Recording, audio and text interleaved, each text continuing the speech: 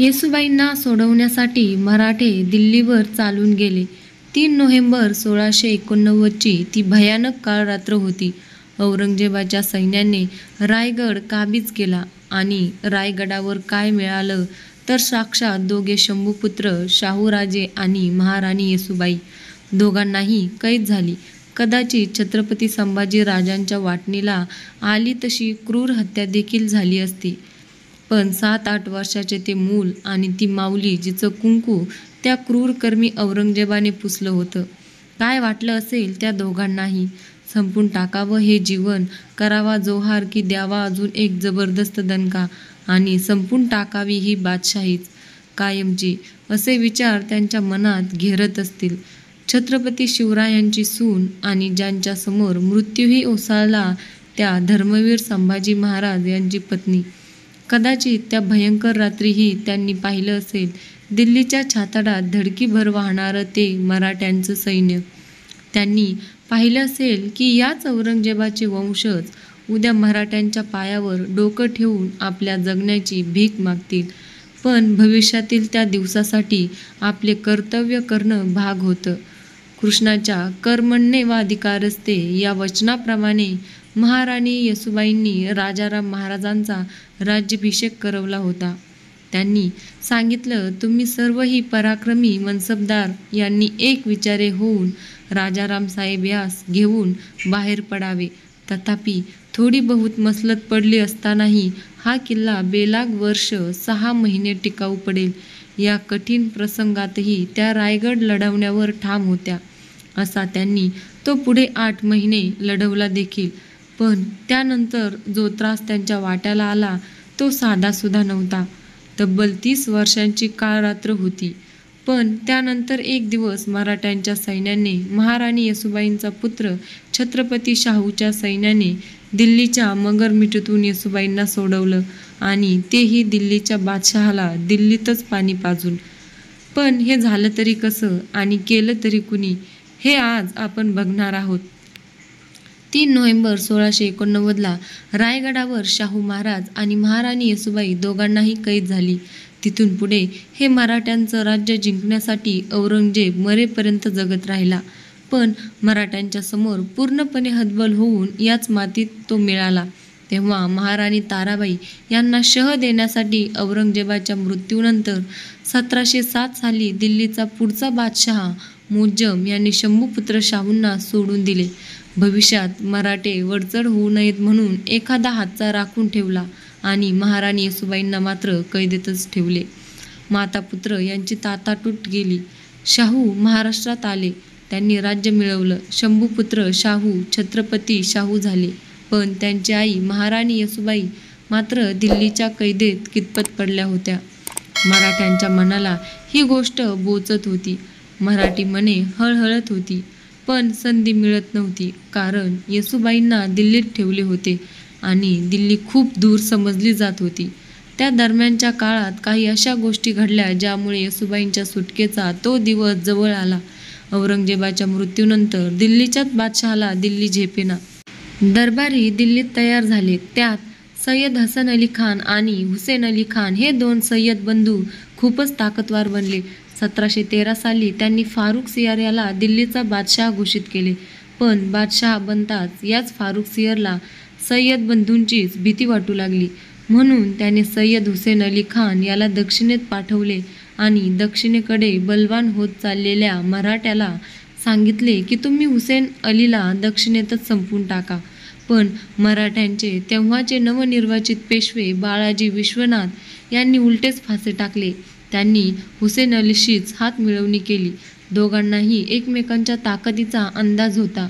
या काळात मराठ्यांची ताकद एवढी वाढली होती की मराठ्यांनी 3 मागण्या हुसेन अलीकडे केल्या.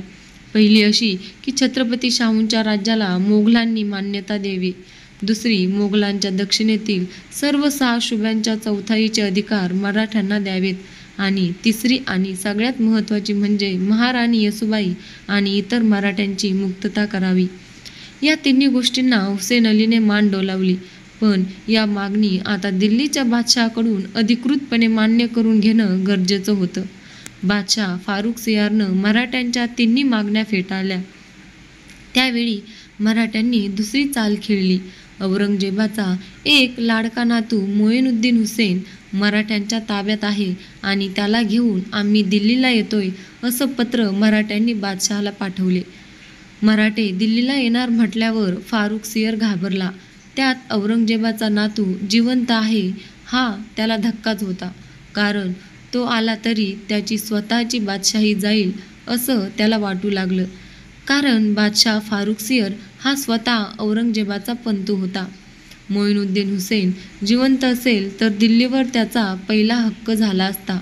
आपल्या बापाला देखील सत्ता स्पर्धेतला शत्रू मानणारे मोघल यावेळी न घाबरतील तरच नवल. त्याने हुसेन अलीला पत्र लिहून सांगितलं, जर औरंगजेबाचा नातू जिवंत असेल तर त्याला घेऊन तू दिल्लीला ये, मराठ्यांना आणू नको. काय ती मराठ्यांची दहशत! हुसेन अली म्हणाला, मराठे ऐकणार नाहीत. तुम्ही त्यांच्या मागण्या फेटाळल्या आहेत. मी त्यांना घेऊन दिल्लीला येतोय. मग ते औरंगजेबाच्या नातवाला एका सुंदर हत्तीवर बसून मराठ्यांचे पेशवे बाळाजी विश्वनाथ, त्यांचा पुत्र बाजीराव बल्लाळ, खंडेराव दाभाडे, शंकरजी मल्हार यासह 4000 मराठे दिल्लीवर चालून गेले. खुलताबादला औरंगजेबाच्या समाधीचे दर्शन घेऊन हा नातू दिल्लीकडे निघाला. मराठ्यांची दिल्लीवर ही पहिली स्वारी होती. यापूर्वी दिल्लीचं सैन्य महाराष्ट्रात येत असेल, पण आता वेळ बदलली होती. आता महाराष्ट्राचं सैन्य दिल्लीला निघालं होतं. फेब्रुवारी 1719च्या मध्यात मराठ्यांचे हे सैन्य दिल्लीत पोहोचले. दिल्लीत औरंगजेबाच्या नातवाचं दर्शन घ्यायला अनेक लोक गर्दी करू लागले. फेब्रुवारी 1719मध्ये सय्यद हुसेन अली मराठ्यांच्या तिन्ही मागण्या घेऊन बादशहाला भेटायला गेले. बादशहाने पुन्हा या तिन्ही मागण्या फेटाळल्या आणि पुढच्या 2 दिवसात मराठ्यांवरच दिल्लीत हल्ले झाले. या हल्ल्यामुळे मराठे जास्तच खवळले. त्यांनी हुसेन अलीला धारेवर धरलं. पुढच्या 2 दिवसांनी फारुख सियरच्या दरबारात हुसेन अलीसोबत बाळाजी विश्वनाथ स्वतः हजर झाले. संतापलेल्या हुसेन अलीने फारुख सियरला खाली खेचले आणि स्वतःच्याच कटारीने त्याचे दोन्ही डोळे काढले. बादशहालाच आदमखान्यात टाकले. दिल्लीच्या बादशहाची दुर्दैवी अवस्था ही मराठ्यांनी पाहिली आणि सगळीकडून खिळखिळी झालेली दिल्ली त्यांनी पाहिली. मराठ्यांचा पुढचा पेशवा बाजीराव बल्लाळ, त्याला दिल्लीच्या या नामशेष होत जाणाऱ्या ताकदीचा चांगलाच अंदाज आला. त्यानंतर हुसेन अलीने 20 वर्षाच्या रफी-उद-दरजत नावाच्या एका मुलाला पुढचा बादशाह घोषित केले. या रफी-उद-दरजतने मराठ्यांच्या 3 मागण्या मान्य केल्या आणि नव्या कराराप्रमाणे मराठ्यांच्या मागण्या मान्य करून वर मराठ्यांना 50 लाख रुपये खंडणी दिली आणि त्यामुळे महाराणी येसूबाई यांच्या सुटकेचा मार्गही मोकळा झाला. 4 जुलै 1719 या दिवशी तब्बल 30 वर्षांनी महाराणी येसूबाई साताऱ्यात आल्या आणि आपला मुलगा शाहूला मिठीत घेतलं. काय कालवाकालव झाली असेल या दोघा मायलेकरांच्या मनामध्ये. 30 वर्षांचा तो काळ डोळ्यासमोरून सरकन गेला असेल. 30 वर्षांपूर्वी मोगलांचे कैद म्हणून वाट्याला आलेले जीवन आणि आज एका दणक्यात मुघलशाही नकाशावरून पुसून टाकण्याची हिंमत असणारे मराठे. हे झालं तरी कसे? हे झालं प्रत्येक मराठ्याच्या लढण्याच्या उर्मीमुळे. हे माझ्या शिवशंभूचं राज्य आहे आणि त्यासाठी कितीही यातना झाल्या तरी मागे हटणार नाही, मनातून खचणार नाही, अशा मराठ्यांच्या स्त्रियांमुळेच. ताराबाईच्या शौर्यात आणि येसूबाईंच्या त्यागातच मराठ्यांच्या उज्ज्वल भविष्यांची बीजं होती. जेव्हा हा अखंड हिंदुस्थान मुघलांचा ताज झाला होता, तेव्हा देखील हा महाराष्ट्र सह्याद्रीच्या कडांप्रमाणे ताठ आणि उबेद्यच राहिला.